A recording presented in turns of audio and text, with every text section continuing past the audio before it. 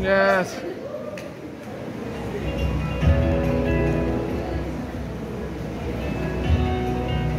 Here The Unison Party! Unison! Yes! All my friends! Lahat ng mga kaibigan ko, mahal ko kayo! Love you! Grabe! Now that you've seen the two party lists who will be running the USC elections 2025, here are the candidates you'll be getting to know today. Before going more into the highlighted part of the event, we must dive into the heart of this, and we'd like to start with a simple yet a meaningful desire of gesture, which is a handshake.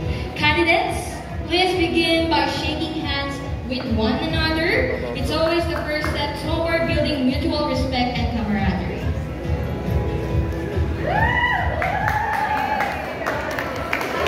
Yay! Now with that gesture of unity, please feel free to take your seats and take a deep breath, because we still have an exciting session ahead. Grabe, sa second year now. To formally open today's event, let me call on Dr. Cheryl Bernadette N. Calacio, Advisor of the Commonwealth 2025-2026, Head of the Office of the Student Affairs, and Advisor to the University School Student of Arts and Council Sciences, to give us her opening remarks. Opening remarks.